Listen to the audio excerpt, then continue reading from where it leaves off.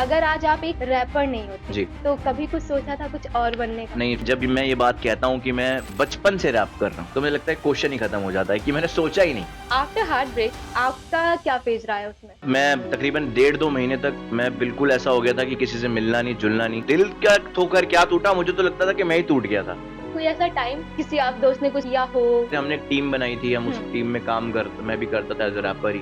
उन्होंने मेरे हर जगह से क्रेडिट्स हटाने शुरू कर दिए फॉर नो रीज़न्स। आजकल के रैपर्स में से आपका कोई फेवरेट कोई रैपर है जो आपको बहुत पसंद हो? आजकल के रैपर्स में से लेकिन हाँ, अभी जो लश्करी आया है उसमें हसल में, वो भी नया ही लड़का है, अभी ज़्यादा उसने काम नहीं किया बट बहुत अच्छा काम कर रहा है। उसका एक गाना भी वायरल हुआ ना, बड़ी बातचीत इंडस्ट्री के लोगों से, अभी पिक्चर बनी है चल प्रोमो दे, वो वाली।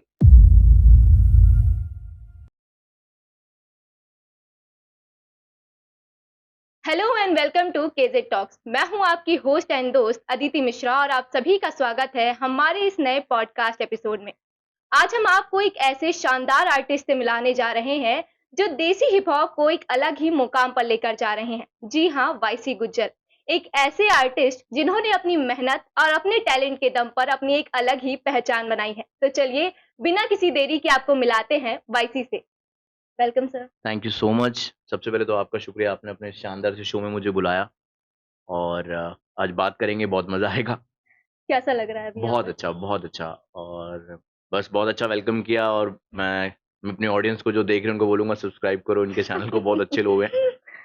तो चलिए शुरू से शुरू करते हैं जी, कि आपकी इस म्यूजिक जर्नी की जी। स्टार्टिंग कैसे हुई? म्यूज़िक जर्नी की स्टार्टिंग वैसे तो मैंने बहुत जगह बताया हुआ है। बट हाँ, ये है कि मैंने बचपन से ही मुझे था कि मतलब कुछ एंटरटेनमेंट लाइन में करने का मेरा था सपना। जैसे कि मैं जब स्कूल डेज़ में था तो मैं काफ़ी कॉम्पिटिशन्स जीता हूँ। ये मैंने कहीं नहीं बताया, कुछ हुँ। नया बताता हूँ। बहुत कॉम्पिटिशन्स जीते हैं मैंने किड्स के डांस के। तो मैं माइकल जैक्सन की आर्ट फ़ॉर्म को बहुत यूज़ किया करता था ओके। उस समय। मैं उनका बहुत बड़ा दीवाना था मतलब, समझ रहे हो? मतलब इनफैक्ट जब वो उनकी डेथ हुई थी 2009 में आई थिंक, हुँ। तो मैं मेरे को याद है मैं बहुत छोटा था उस वक़्त और उनकी उस समय वॉलपेपर्स भी बहुत मुश्किल से मिला करते थे।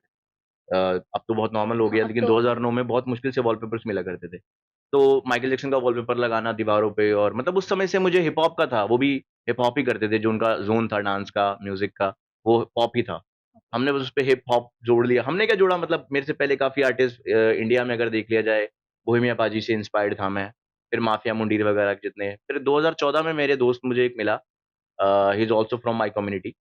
तो उसने मुझे बोला कि यार कुछ कम्युनिटी के लिए सॉन्ग वगैरह बनाते हैं। तो मैंने बोला कि यार चलो ठीक है, कुछ लिखते हैं। फिर उसने कुछ लिखा, फिर मैंने उसको अपनी साइड से अपना वर्ज़न लिख के दिया and you don't believe it कि 2014 में आई थिंक इंस्टाग्राम नहीं था, ना ही जियो था।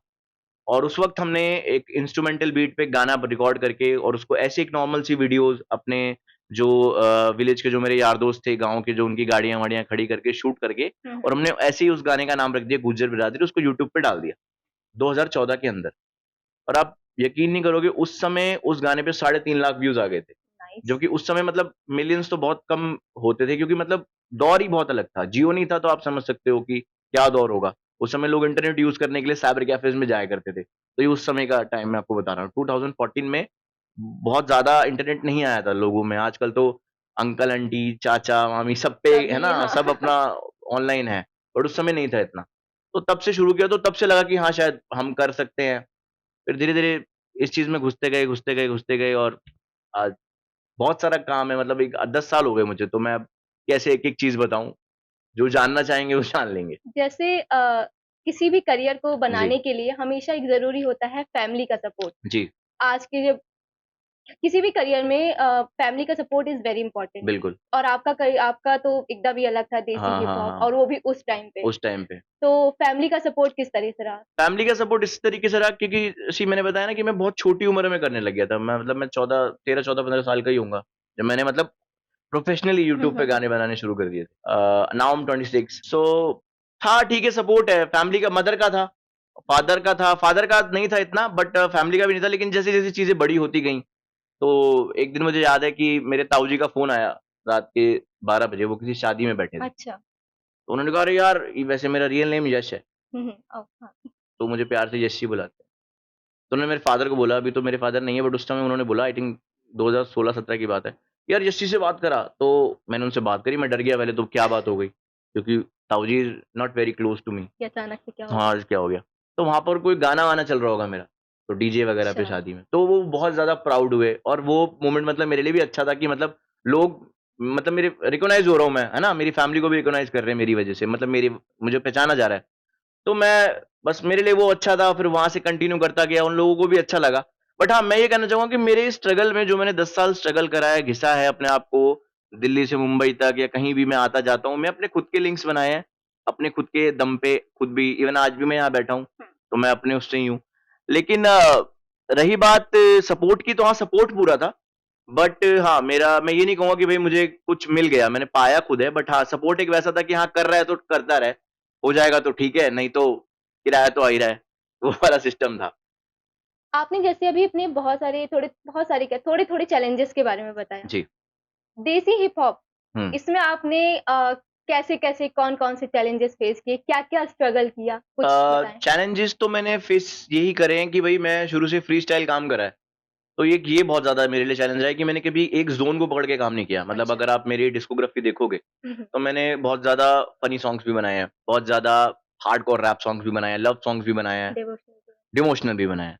तो मतलब मैं एक उसमें नहीं रहा और ये बहुत बड़ी बात होती है कि जब आप एक आर्टिस्ट होते हो, स्पेशली आज के टाइम में, आप एक ज़ोन पकड़ के, आप एक जॉनर पकड़ के चलते हो, तो ज़्यादा ऑडियंस आपको जुड़ती है क्योंकि एक एक कैटेगरी में आ जाते हो आप कि इस तरीके के गाने बनाते हैं। तो मेरे को शुरू से ये था कि मैं उस चीज़ में बंधना नहीं चाहता था। मैं चाहता था कि मैं मल्टी चीज़ें क्रिएट करता रहूँ। मतलब मैं हूँ इस तरीके का आर्टिस्ट। तो बस वो करा ये, लेकिन मेरे लिए बहुत चैलेंजिंग रहा क्योंकि इतने सालों तक ये चीज़ लगातार करना, मुझे लगा था कि इससे मेरे को फ़ायदा होगा, बट फ़ायदा नहीं हुआ। बट ठीक है, मैं अपनी दिल की खुशी के लिए मेरे को लगता है कि मैं कर सकता हूँ, तो मैं हर जॉनर करता हूँ। अब मुझे बाकी हाँ, अगर पब्लिक को शायद मेरा हरियाणवी रैप सॉन्ग्स टाइप ज़्यादा पसंद है, तो वो उनकी है, बट मैं अपने दिल के लिए ज़्यादा मुझे खुशी होती है कि मतलब मैं जैसे गाने बनाना चाहूँ, वैसे बना पा रहा हूँ। अच्छा, तो वैसे ही जैसे आप एक ग्राउंड लेवल से उठकर आने वाले आर्टिस्ट हैं जी, और आज के टाइम पे बहुत सारे ऐसे लोग हैं, जो इसमें अपना नाम बनाना चाहते हैं। जी। तो इंडस्ट्री में क्या सबसे ज़्यादा डिफ़िकल्ट है, आपके अकॉर्डिंग? अब तो मैडम बहुत ज़्यादा डिफ़िकल्ट हो गई हैं चीज़ें ना। हुँ, पहले के अकॉर्डिंग अब बहुत ज़्यादा चीज़ें डिफ़िकल्ट होंगी क्योंकि कॉम्पिटिशन बहुत बढ़ गया है। सी आप 10 साल एक बड़ा कैमरे पे मेहनत करके भी वो मुकाम नहीं पा सकते जो आप, अगर आपका लक है, आप में टैलेंट है, आप एक फ़ोन पकड़ के कर लोगे। अब बहुत ज़्यादा everybody have millions of followers. So अब एक मुझे लगता है एक पहचान वो वाली बनाना ना बहुत ज़्यादा मुश्किल हो गया है। बट ठीक है, स्टिल जो लोग कर रहे हैं, बढ़िया करते रहें और पता नहीं कब चल जाए कोई चीज़ और बड़ी हो जाए। पर मैं मानूँगा कि ये जो लाइफ़ होती है ना हमारी, इसमें बस लगे रहना चाहिए। हाँ, ठीक बिल्कुल। है? नो मैटर कि आपको सक्सेस मिल रही है, नहीं मिल रही, आप अपनी मेहनत के ऊपर जितना फ़ोकस करोगे, वो चीज़ आपको ज़्यादा आगे लेके जाएगी। एंड आई रेदर देन कि आप सक्सेस को ही ढूँढते रहो। अब जैसे अब मुझे देखो 10 साल हो गए हैं। हुँ, मैं मैं नहीं क मेरे साथ के कई आर्टिस्ट हैं जो बहुत बड़े बन चुके हैं, है ना? मैं नाम नहीं लेना चाहूँगा उनको, बहुत ज़्यादा मैसिव बड़े बन चुके हैं। But it's okay, done. मैं जहाँ हूँ मुझे लगता है जितना मेरे को मेरी किस्मत में लिखा है या जितना मेरा हार्ड वर्क है, मुझे उसका मिलेगा। And I think social media पे सबसे ज़्यादा इम्पोर्टेंट एक कंटिन्यूटी ही होती है, कंटिन्यूटी, हाँ, बिल्कुल। कंसिस्टेंसी तो बहुत बड़ी चीज़ है कि आज के टाइम में ख़ासकर, क्योंकि अगर आप 1 डेढ़ साल भी गायब होते हो तो लोग आपको भूल भूल जाते हैं। जाते हैं। तो अभी आप जैसे सोशल मीडिया की हमने बात जी। करी, तो आपके अकॉर्डिंग क्या लगता है social media is totally like fake है या फिर नहीं थोड़ा फेक रियल है कुछ? नहीं, बहुत ज़्यादा रियल है मुझे लगता है। बहुत ज़्यादा रियल है क्योंकि हर चीज़ खुल के दिख पा रही है इसमें और बहुत डिफरेंट है। और बल्कि जो पहले का, अब तो मतलब क्या ही बोलूँ, अब जैसे आजकल के लोग क्रिंज कंटेंट बनाते हैं। और वो रियल ही तो कर रहे हैं, वो क्या कर रहे हैं? गंदी-गंदी कुछ भी वो नाली का पानी पी रहे हैं, वो पी रहे हैं ना, उल्टी-सीधी हरकतें कर रहे हैं, तो ये रियल है ना, इसको आप फेक कैसे कह सकते हो? वो अपनी रियल पर्सनैलिटी दिखा रहा है उसपे। आपने टीवी पे देखी है कभी चीज़ें? नहीं, बिल्कुल क्योंकि नहीं, वहाँ पे सब फ़िक्शन होता था। सोशल मीडिया पे कोई भी कुछ भी कर सकता है। क्योंकि वो हाँ, वो उनके हाथ मैटर है में है। कि वो उसका ज़मीर किस हद तक गिर सकता है, समझ रहे हो? वो वाली बात। तो बट आपको मेरा मानना ऐसा है, सीरियसली अगर मैं हाँ, बताऊँ, कि पब्लिक को ना, ऑडियंस को नहीं करना चाहिए इन चीज़ों को सपोर्ट इतना। क्योंकि एट द एंड जब कोई इंसान देखता है ना इनको कि भाई इनके इतने मिलियंस फॉलोवर हो गए हैं, लाइक्स आ रहे हैं, तो लोग ना इंस्पायर्ड हो जाते हैं और वो चीज़ें करना ज़्यादा ईज़ी है। पर समझ रहे हो? आजकल के टाइम पे तो लोग फेक फॉलोवर्स भी उड़वा रहे हैं, वो वो बढ़वा रहे भी होंगे तो है ना? बढ़वाने वाले, बट वो उसका फ़ायदा नहीं है ना। मुझे लगता है ये सब करना अपने ही पैर पे कुल्हाड़ी मारने वाला काम है। आप अपनी खुद पहचान बनाओ। अगर आपके 1000 फॉलोवर भी हैं, हुँ, लेकिन वो आपको सच में जानते हैं, तो वो बहुत बड़ी बात है।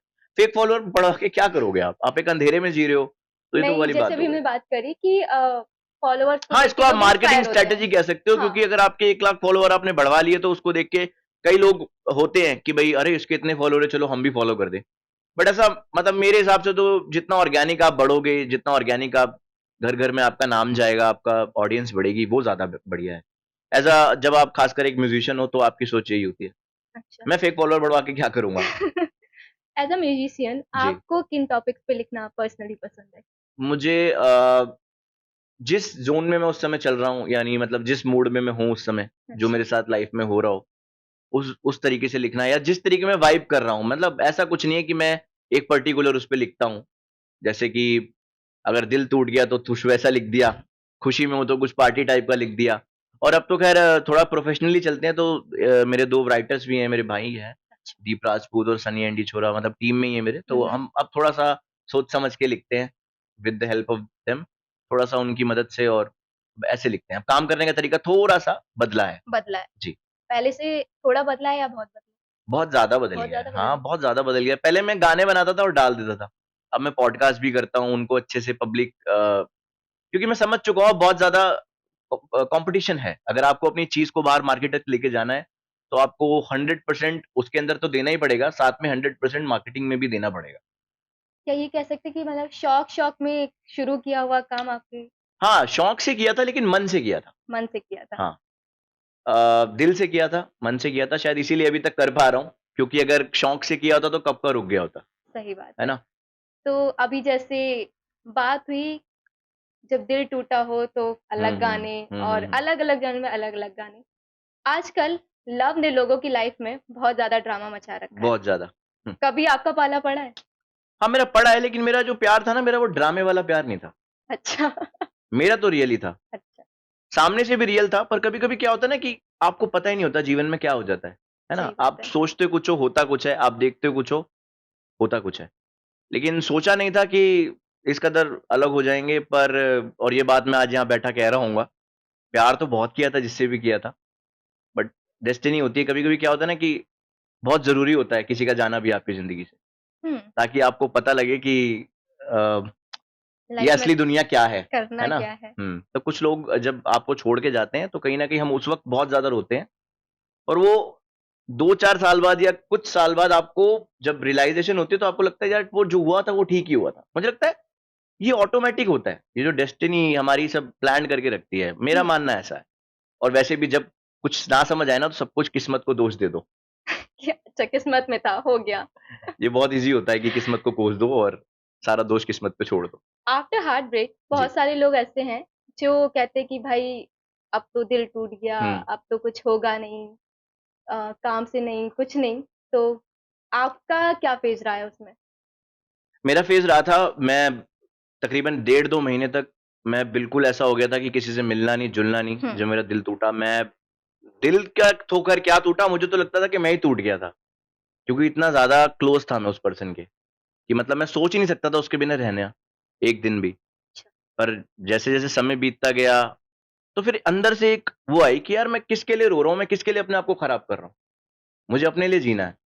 और फिर हालाँकि ब्रेकअप का जो ये टाइम होता है ना, थोड़ा-सा 2-4 महीने बंदा रहता है, कई लोग बहुत ज़्यादा ही टूट जाते हैं, पर वही समय होता है, या तो आदमी जब उससे निकलता है, या तो फिर वो निखर जाता है, या फिर वो बिखर जाता है। समझ रहे हो बात को? तो हम निखर गए, और क्योंकि निखरता है तो आई थिंक बहुत बेहतर ही बहुत निखरता है। ज़्यादा, हाँ, मुझे लगता है कि मैं ज़्यादा एक्टिव हो गया हूँ, और ठीक है। तो ये तो रही प्यार की बात। हुँ।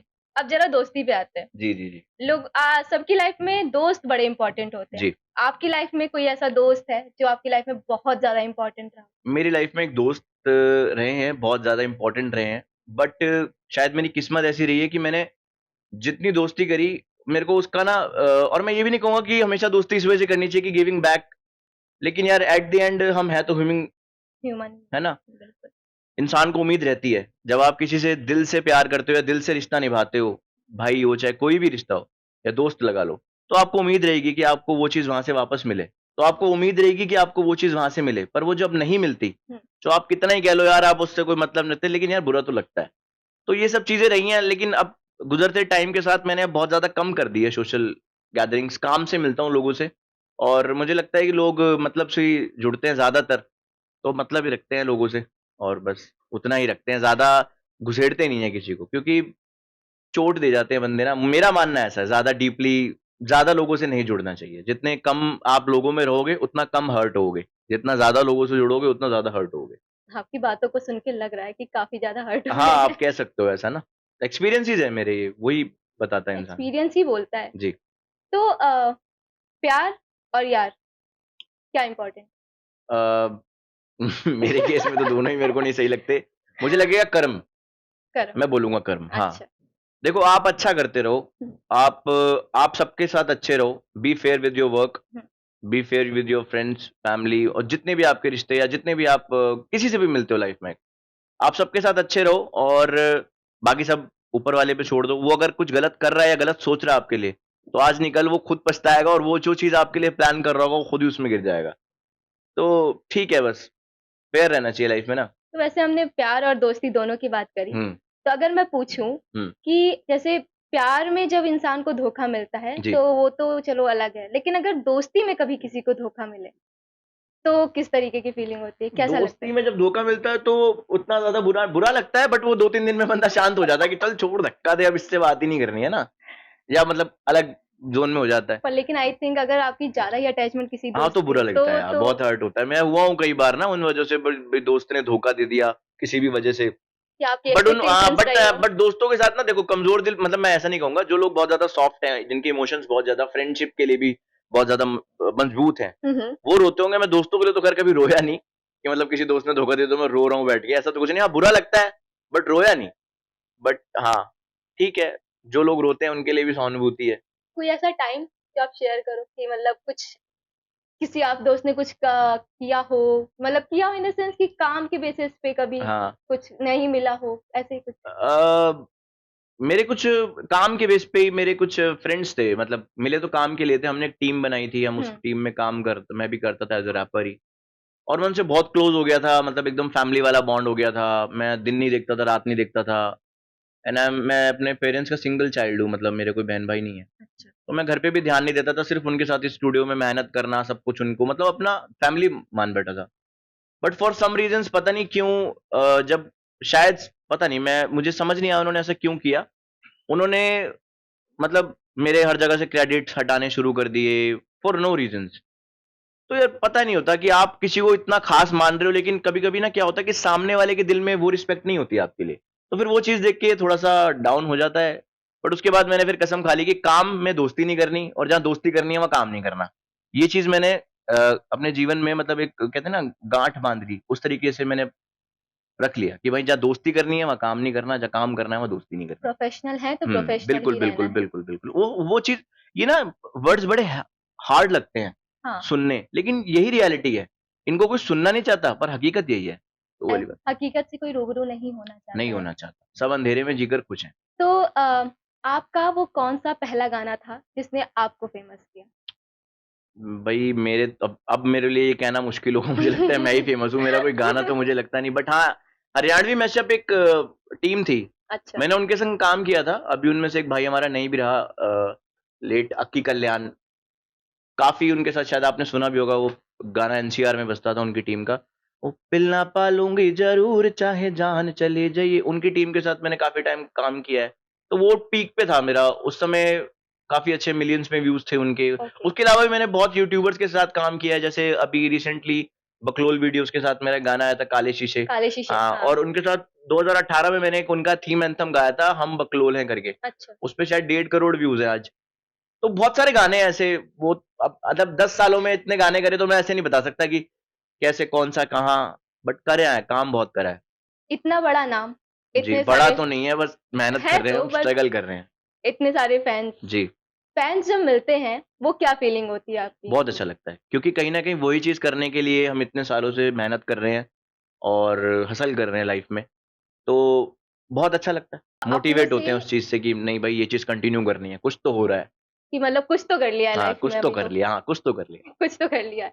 तो आपके अपनों से क्या फीडबैक मिलता है जब वो आपके गाने सुनते हैं हुँ, या रैप सुनते हैं, जी। तो क्या फीडबैक मिलता है अच्छा मिलता पहले है। से और आज में? अच्छा मिलता है, सबसे अच्छा मिलता है। पहले से ये था कि पहले लोग इतना सीरियस नहीं लेते थे फैमिली में, मतलब कुछ बड़े होते हैं ना जिनको नहीं म्यूज़िक समझ आता। बट अब जैसे-जैसे आप ग्रो होते हो तो आपकी फैमिली वाले भी आपको, जैसे मैंने अभी पहले भी बताया, कि सीरियस लेना शुरू कर देते हैं, बस यही फीडबैक मिलता है। क्योंकि जब उनको उनके कोई फ्रेंड्स या उनको उनके जैसे सपोज़ करो मेरी कज़न सिस्टर या ब्रदर्स हैं, उनको जब उनके फ्रेंड्स बोलते हैं यार वाईसी गुजर, वो बताते हैं अरे हमारा भाई है। तो मतलब वो चीज उनको अच्छी लगती है और फिर मुझे भी वो चीज अच्छी लगती है, सही तो बात बस है। वही वाली बात है। जब अपनी फैमिली में कोई सुनता है और बताता है कि जी। भाई ऐसे-ऐसे, हाँ जी। तो म्यूज़िक इंडस्ट्री में से कभी किसी का सपोर्ट आपको मिला? सी एज़ अ मतलब ऐसे सपोर्ट नहीं मिला, देखो मिलते काफ़ी लोग हैं, सब एडवाइस भी देते हैं, बट ऐसा सपोर्ट किसी ने नहीं मिला कि कोई कोई गॉडफ़ादर बन के हाथ पकड़ के चल रहा है, नहीं, खुद ही करा है, जो भी करा है, जहाँ भी हैं, जिस भी लायक हैं, थोड़े हैं, बड़े हैं, खुद ही करा है, जो भी करा है। तो मैंने सुना है कि आप बिग बॉस ओटीटी के काफ़ी कंटेस्टेंट से भी आप मिल चुके हैं। जी, कैसा एक्सपीरियंस रहा? बहुत अच्छा रहा और बहुत अच्छे लोग थे, बस यही बोलूँगा। एक्चुअली मैं मिला नहीं हूँ, मैं ना मेरा हर साल अभी रिसेंटली तो मैं जब लास्ट टाइम गया था, तो मैं नेज़ी दबा जो हैं, वो मेरे मतलब फ़ेवरेट भी हैं और काफ़ी टाइम से मैं उनको सुनता आ रहा हूँ। तकरीबन जब मैंने शुरू किया था तब से उन्होंने भी शुरू किया था। अच्छा। तो मैं स्पेशली उनको वहाँ पे सपोर्ट करने गया था और जो कहीं न कहीं बिग बॉस की जो मैनेजमेंट टीम है, वो मेरे साथ भी जुड़ी हुई है कहीं न कहीं, टाई अप है मेरा उनके साथ और मैं हर साल जाता हूँ। इवन शायद इस साल भी जाऊँगा। इस बार विवियन भाई आए हुए हैं, बहुत मेरे फ़ेवरेट हैं। बाकी रजत भाई भी अपने ही हैं। लेकिन हाँ, तो लास्ट ईयर की बात करते हैं, तो मैं वहाँ गया था, नेज़ी भाई के इवेंट पे भी मैंने परफ़ॉर्म किया था, जो ओके, उनका मीटअप हुआ था आफ्टर द बिग बॉस। अच्छा। अच्छा लगता है, उससे पहले मैं गया था बिग बॉस, तो औरी इज़ ऑल्सो माय फ्रेंड, औरी की पार्टी में गया था मैं, तो वहाँ पर मुझे काफ़ी बिग बॉस के बंदे मतलब जो कंटेस्टेंट हैं वो मिले थे, हाँ, उसने हाँ। मिलवाया था। अच्छा। अच्छा लगता है देखो जब सी वो also also came from the entertainment industry. हुँ, हम भी एक उसी एंटरटेनमेंट इंडस्ट्री के लिए स्ट्रगल काम कर करके रहे हैं, निकले हैं, है ना? सही। तो अच्छा लगता है उनसे मिल रहे हैं, कुछ उनकी वाइब लेते हैं, कुछ उनको अपनी वाइब देते हैं, बस ऐसे ही चलता रहता है जी। आपने अभी बात करी नेज़ीदाबाद की, जी। तो घर के अंदर तो काफ़ी उन्हें शांत और हुँ, हुँ, काफ़ी हुँ। ज़्यादा ऐसे देखा गया है। आप तो पर्सनली मिले हुँ, हैं, हुँ, हुँ। तो वो नेज़ी और पर्सनल मिलने में नेज़ी, क्या नहीं, कितना मैं देखो डिफरेंस रहा? मैं तो उनसे एज़ अ रैप आर्टिस्ट मिला था, हुँ, तो उन्होंने मुझे एडवाइस दी मतलब कि अच्छा कर रहे हो, कंसिस्टेंट रहो और ये सब चीज़ें करो। हुँ। हालाँकि वो खुद नहीं रहते घर। जब से मैं उनसे मिलकर आया उस तब से लेके अब तक मैंने 2 गाने ट्रैक डाल दिए होंगे, उन्होंने एक भी नहीं डाला। बट ठीक है सी उनकी प्रॉब्लम है मेडिकेशन कुछ पता नहीं मुझे इतना ज़्यादा पर्सनल नहीं हाँ, जानता मैं हाँ, उनको, हाँ। क्या प्रॉब्लम है उनको और क्या नहीं। बट ठीक है भाई मैं उनको इसलिए लेजेंड मानता हूँ क्योंकि अ, उस टाइम से उस एरा को इतना बड़ा करना actually he is a real गली बॉय, है ना?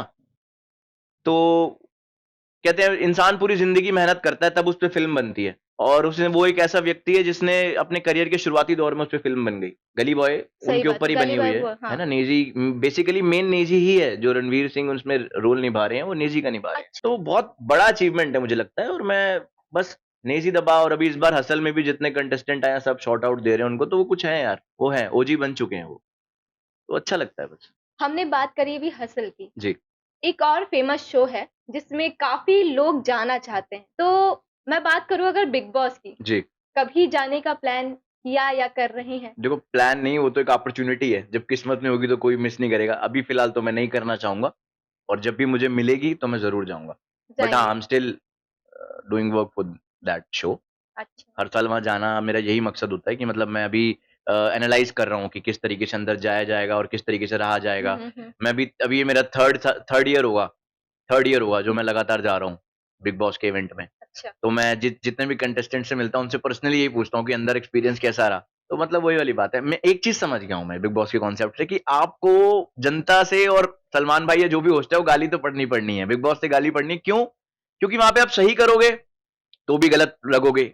आप गलत करोगे, तो भी गलत लगोगे। आप कुछ नहीं करोगे, तो भी आपको बोलेंगे। आप कुछ करोगे, तो भी आपको बोलेंगे। और जिन्हें नहीं बोल रहे हैं, उनके लिए शायद थोड़ा गलत किसको हो नहीं जाता बोल है। रहे? जो नहीं बोल रहे उनको कहेंगे आप कोनों-कोनों में बात करते हो, चुप रहते हो, कुछ बोलते नहीं हो। जो बोलते हो उन्हें कहते हैं बहुत ज़्यादा बोलते हो। मतलब बंदा करे तो करे क्या? सही बट बात। ठीक है यार देखो जब आप एक पब्लिक फिगर होते हो ना, तो आपको ऐसे शोज़ की बहुत ज़रूरत होती है अपने आप को बड़ा करने के लिए। ख़ास करके आज के टाइम में हुँ, जब हुँ। इतना ज़्यादा स्ट्रगल है, कॉम्पिटिशन है, तो ठीक है अगर एक बहुत बड़ा अपॉर्च्युनिटी है बड़ा हो जाता है इंसान मेरे को लगता है बिग बॉस से निकलने के बाद। बहुत ज़्यादा रास्ते खुल जाते हैं उसके लिए एज़ अ करियर। तो ठीक है।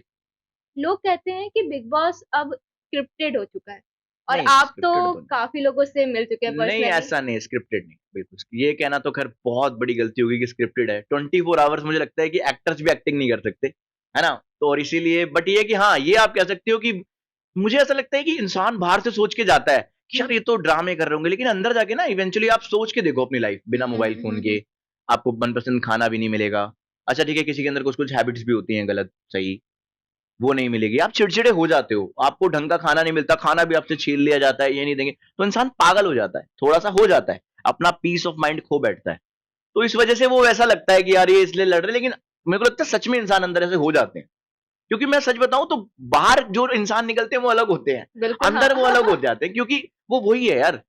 सपोज आपको मतलब कुछ मिलता ही नहीं ना, बोलो आप बाहर से पूरा आपका संपर्क कट हो जाता है, फोन आपके पास नहीं, वही चेहरे जो आपसे लड़ रहे हैं उनको ही देखना है, समझ रहे हो, खाने की हाथापाई होगी वहां पे, तो वहां पे इंसान ना ऐसा मुझे लगता है कि फील करता है कि यार मैं क्या हो गया मेरे साथ। अब विवियन दिशाना देख लो, वो अपने आप में बहुत अच्छी एक इमेज है उनकी, है ना, काफी हाँ, सालों से, मतलब हम बच्चे थे तब से उनको तब देख से रहे हैं, आर देख के रहे हैं। उनका सीरियल आता था, और मैं उनसे उनको तब से बहुत पसंद करता हूँ। उनका क्या हाल बना रखा है अंदर रजत भाई ने, क्या मतलब कोई भी आके कुछ भी गालियां दे दे के जा रहा है, तो मतलब बिग बॉस, मतलब यही है बिग बॉस। और ये भी एक तरीके से कि भाई जिससे आप अंदर लड़ रहे होते हो, हम्म। वो क्योंकि माहौल अलग होता है मॉल और बाहर आके आपकी वो वजह शायद से खुद इतने हंसते हैं वो सब चीजें हाँ, देख के कि हम ये क्या कर रहे थे, बट उस समय उनको नहीं होश होता, क्योंकि मैं बता रहा हूँ ना, किसी के अंदर कुछ हैबिट्स होती हैं अच्छी बुरी, उनको वो चीज नहीं मिल पाती, खाने को ढंग से नहीं मिल पाता, संपर्क बाहर दुनिया से आउट होता है उनका, तो वो हो जाता है थोड़ा, मुझे लगता है चिड़चिड़ापन। शायद इसी वजह से लोग उसको स्क्रिप्टेड कहते हैं। स्क्रिप्टेड कहते हैं शायद, हर कोई नहीं कहता, देखो इस दुनिया में हर तरीके का व्यक्ति है, सबकी अपनी सोच है, आप किसी को कुछ भी सोचने से रोक नहीं सकते, बिल्कुल।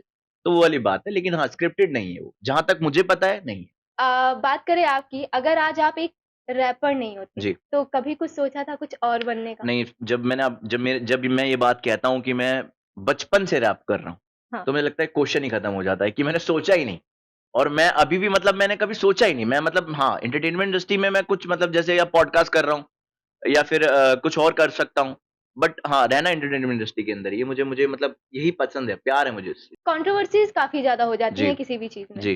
तो आपने कभी कोई ऐसा गाना कोई लिखा जिसमें काफ़ी ज़्यादा कंट्रोवर्सी हुई हो और आपने उसका सामना किया हो? मैंने सामना किया था, बट उस समय मेरी किस्मत अच्छी थी कि इंस्टाग्राम पे और इन चीज़ों पे इतना ज़्यादा लोग जुड़े नहीं थे। 2000 आई थिंक 18-19 का दौर का बता रहा हूँ मैं आपको, हुँ, 2018 में एक गाना हमने बनाया था अक्की कल्याण भाई के संग, डीजे सॉन्ग था भोले एंथम। उसमें मेरा रैप था, ₹2 की पेप्सी मेरे भोले बाबा सेक्सी, 2 गुना 8 मेरा भोला हो गया स्मार्ट। मतलब डार्क टाइप के अच्छा वो, वाली। जैसे कावड़ियों टाइप के हुँ, हुँ, वो हुँ। दौर होता है, टाइम होता है, उसके लिए एक गाना बनाया था।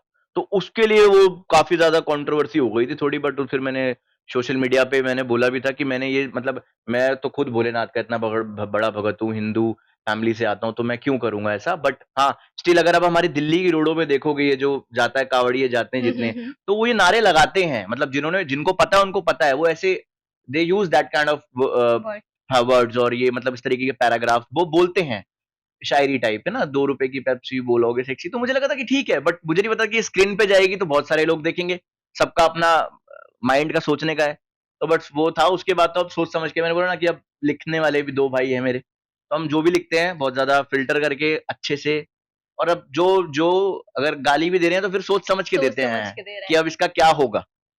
आपके किसी गाने की आपकी कोई फ़ेवरेट लाइन है, जो आपको पर्सनली बहुत ज़्यादा पसंद अभी क्या बोलूं मैं, ऐसा तो कोई मेरी फेवरेट लाइन तो दिल्ली का लौंडा कह सकता हूँ मैं।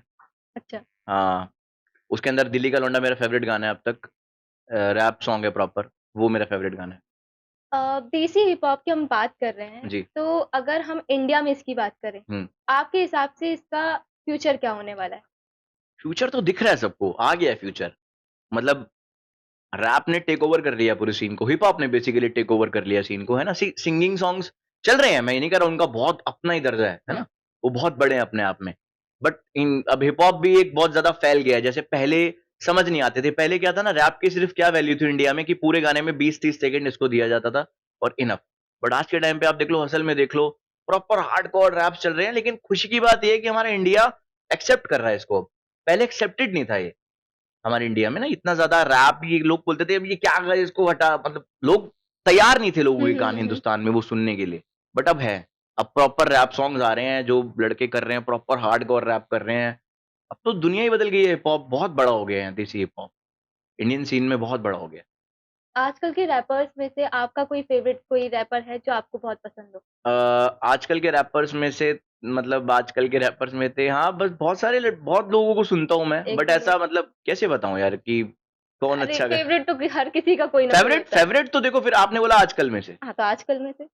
आजकल में से यार बहुत लोग हैं जो जिनको मैं सुनता हूँ, मैं बेसिकली उन्हीं को सुनता हूँ जो बहुत टाइम से कर रहे हैं। मैं कुछ फ्रेश कंटेंट इतने टाइम से, लेकिन हाँ अभी जो लश्करी आया है उसमें हसल में, अच्छा। वो भी नया ही लड़का है, अभी ज्यादा उसने काम नहीं किया बट बहुत अच्छा काम कर रहा है वो। उसका एक गाना भी वायरल हुआ ना, बड़ी बातचीत इंडस्ट्री के लोगों से, अभी पिक्चर बनी है चल प्रोमो दे, वो वाली। ओके। तो ठीक है, बहुत लोगों को सुनता हूँ तो और कभी किसी के सबसे साथ सीखता हूँ मैं। कभी किसी के साथ कोलैबोरेट करने का मौका मिले, बिल्कुल करेंगे, अगर काम अच्छा होगा जरूर करेंगे। करेंगे? ओके। वैसे एज़ अ रैपर अपना लुक मेंटेन करना, हम्म मतलब जितना मैंने देखा है, हम्म बहुत अलग लुक होता है, बिल्कुल हम्म। डिफरेंट होता है, जी। और आपको भी मैं देख रही हूँ बिल्कुल। तो कभी कुछ फैमिली में बोला नहीं कि भाई क्या है नहीं, ये? स्टार्टिंग में बोला था, बट मैंने बोला ना कि जब आप किसी भी चीज को प्रोफेशनली करते हो हुँ, तो फिर फैमिली उसमें आपको सपोर्ट करती है। अब जैसे ओके, मेरा प्रोफेशन है, अब मैं ऐसी, अगर मैं मान लो मैं रैपर नहीं हूँ, मैं कुछ नहीं कर रहा हूँ और मैं ऐसे ही ये बन के घूमूंगा तो वो शायद अजीब लगेगा। बट अगर मेरा भी एक काम है ना, इट्स माई जॉब नाउ, तो शायद मुझे लगता है ठीक है। और मेरे अंदर है शुरू से वाइब, ये टैटूज वगैरह का, पियर्सिंग का शौक है मुझे बचपन से ही। बचपन से ही? जी, ये जो टैटूज है मैंने 15-16 की एज में ही करा लिए होंगे पूरे। काफ़ी कहते हैं। हाँ, बहुत सारे हैं। अच्छा, जो वैसे मेरे सामने बैठे हैं जी। एज़ अ रैपर, और जो वैसे एक पर्सनल लाइफ में है, हाँ जी। दोनों में कितना डिफरेंस है? क्या अलग है? अ, बिल्कुल डिफरेंस नहीं है, जैसा मैं अभी आपके सामने बैठा हूँ वैसा ही हूँ। बस अच्छा, थोड़ा कम बोलता हूँ। ये एक मैं अपना पर्सनली क्वेश्चन पूछ रही हूँ कि हम्म। आपका सोने का दाँत हाँ, बस वैसे काफ़ी ही। मतलब अलग है। हाँ, स्टाइल के लिए ही है। और एक दिन मैं ऐसी डेंटिस्ट की शॉप के बाहर से गुजर रहा था, हुँ, हुँ। तो मेरे को ऐसी माइंड में आइडिया आया कि मेरे को ये करवाना चाहिए, क्योंकि मैं म्यूजिक वीडियोस कर रहा था, तब भी गाने वगैरह बना रहा था, तो मुझे ऐसा था कि थोड़ा सा जितना अट्रैक्टिव दिखूंगा उतना ज्यादा अच्छा लगूंगा या उतना ज्यादा नजरों में आऊंगा, इस वजह से बस। तो मैंने जाके डेंटिस्ट से पूछा कि ऐसा कुछ हो सकता है, उन्होंने कहा हाँ बिल्कुल हो सकता है। अगले दिन उन्होंने बुलाया और मतलब जो भी छोटा बहुत वो सर्जरी होती है उस तरीके से करके लगा दिया। तब से आई थिंक 4-5 साल हो गए इसको मेरे। 4-5 साल हो हो गए। गए, हो गए। कितने हो गए? वैसे आपके स्ट्रगलिंग पीरियड की हमने बहुत सारी बातें करी, तो जी। कभी कोई ऐसा फ़ेज़ आया कि भाई बस अब हो गया, अब नहीं हो ऐसे सकता? फेज बहुत सारे आते हैं, बट पता नहीं ये ना, मुझे ऐसा लगता है इंसान ना इस मोटिवेशन को लेके पैदा होता है अपने अंदर। कुछ कुछ इंसानों के अंदर वो चीज होती है, कुछ जज्बा होता है कि यार करना है। वो हुँ, रुकते नहीं है। वो टूटते हैं पर रुकते नहीं है, वो उठते हैं, गिरते हैं, फिर उठते हैं, वो लगे रहते हैं, और मुझे लगता है ऐसे लोग जीतते हैं जिंदगी में। तो बस वही वाली बात है। बहुत बार टूटता हूँ लेकिन ना यार, बस एक चीज रहती है कि यार जिंदगी में ना, कि अगर मैंने ये नहीं किया तो ज्यादा पछतावा हो जाएगा, हुँ, रेदर देन कि अगर मेरे को, सबसे बड़ी बात ये है कि मैं कर पा रहा हूं ना, यही बहुत बड़ी बात है। जो मैं करना चाहता हूं, अगर आप वो कर पा रहे हो, यही बहुत बड़ी बात है। कहते हैं ना, कर्म कर, फल की फल की चिंता चिंता मत मत कर। कर। तो भगवान ने ऐसी ऐसी बड़ी बड़ी बात क्या के चले गए हैं, तो हम कर्म कर रहे हैं। फल देने वाला ऊपर वाला है, और मिलेगा, मिल भी रहा है, अभी कम मिल रहा है, कल को ज्यादा मिल जाएगा। बस। बिल्कुल, फल देने वाला तो ऊपर वाला ही बिल्कुल। है, और वो देता भी है। बिल्कुल देता है, ऊपर वाला कहता है आप कर्म करो, फल की चिंता मत करो। और अगर आप फल के पीछे भागते रहोगे, तो जब फल भी तब मिलेगा ना जब आप मिट्टी खोदोगे, बीज बोओगे, फिर पेड़ लगाओगे, पौधा लगेगा, पेड़ बड़ा होगा, फिर फल आएगा ना। फल डायरेक्ट नहीं मिल सकता, अगर आप एक इसको प्रैक्टिकली भी सोच लो तो वो वाली बात है, एक मेहनत करनी पड़ती है किसी भी चीज को बड़ा करने के लिए, समय लगता है। कभी किस्मत ज्यादा अच्छी होती है तो जल्दी हो जाती है, कभी कभी किस्मत साथ नहीं देती तो थोड़ा टाइम लगता है, बट हो जाती है। आपकी लाइफ में कभी कोई क्या, रहता ही है हर किसी की लाइफ में, कोई ऐसा इंसान रहा जो आपके लिए मतलब बहुत ज़्यादा इम्पोर्टेंट रहा हो और वो अभी आपके साथ नहीं है? हाँ, रहा मेरे साथ, मेरे मेरे फादर मेरे लिए बहुत इम्पोर्टेंट थे, बट थोड़ा सा मुझे लगता है कि ये हर किसी बच्चे के साथ होता है, खासकर बॉयज के साथ। हुँ, वो अपने फादर के इतने ज्यादा दिल से क्लोज होते हैं, बट वैसे मतलब आमने सामने इतने क्लोज नहीं हो पाते, खुल के बातें नहीं कह पाते। तो पर वो जब वो गए मेरी लाइफ से इन 2020, जब उनका देहांत हुआ, अच्छा। तो मुझे थोड़ा सा एक रियलिटी चेक मिला लाइफ के बारे में, कि यार विदाउट डैड लाइफ क्या होती है। बट ठीक है, अब वो नहीं है, तो मुझे लगता है कि मेरे पे जिम्मेदारी, और वो कहीं ना कहीं ऊपर से देख रहे हैं, और मुझे करना है कि उनका नाम करना है, आगे बढ़ना है लाइफ में। बस यही बात। और शायद जब इंसान नहीं रहता है उसकी तो वैल्यू उसकी तब ज्यादा बढ़ जाती है, तब तब ज्यादा ज़्यादा बढ़ बढ़ जाती है। जाती और है। ये ना बहुत ज्यादा डार्क साइड है हमारी सोसाइटी की, कह लो, हुँ, हुँ। कि इंसान की कदर उसके मरने के बाद ज्यादा करते हैं लोग। नहीं तो यार जीते जी भी इंसान उतना ही प्यारा होता है, वही होता है। मरने के बाद ऐसा क्या हो जाता है जो बहुत ज्यादा प्यारा लगने लगता है। पर होता है, ये सब चीजें हैं, चलती आ रही हैं, अब से नहीं, ये सदियों से चलती आ रही हैं, सही बात है है। ना। मरने के बाद इंसान जरूर बोलता है कि यार बड़ा अच्छा इंसान था। मुझे लगता है जीते जी अगर उसको बता दिया होता उसी ने कि वो बहुत अच्छा था, तो वो वो 2 साल खुशी फालतू जी खुशी लेता। शायद और जी लेता। तो आपके कोई अभी अपकमिंग प्रोजेक्ट हैं जो आने वाले हैं, जी, जो मेरे दम धमाका लाने वाले हो?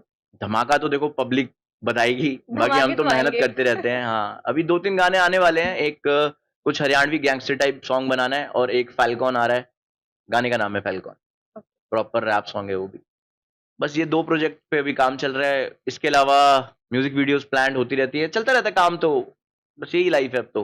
और जाते जाते अगर आप एक कुछ फ्री स्टाइल हमारे व्यूवर्स को सुनाते हुए जाए, अभी फ्री स्टाइल किस तरीके को सुनेंगे? Rap type? रैप टाइप का। चलिए।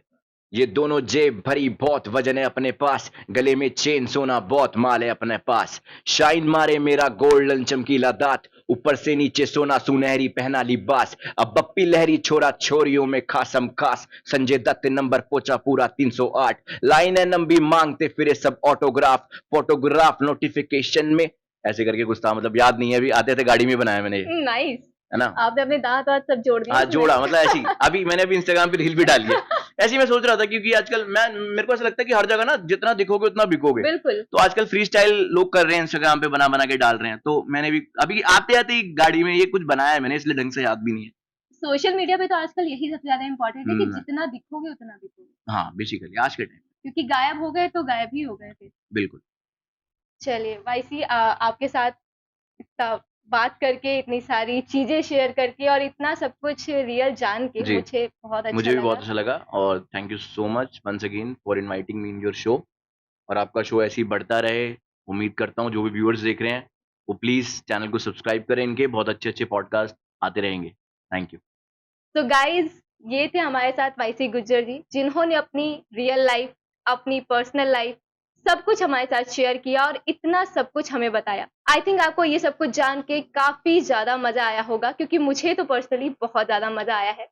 तो अगर आपको ऐसी और भी वीडियोस देखनी है तो हमारे चैनल को सब्सक्राइब कीजिए, इस वीडियो को लाइक कीजिए, शेयर कीजिए और बने रहिए हमारे साथ। धन्यवाद।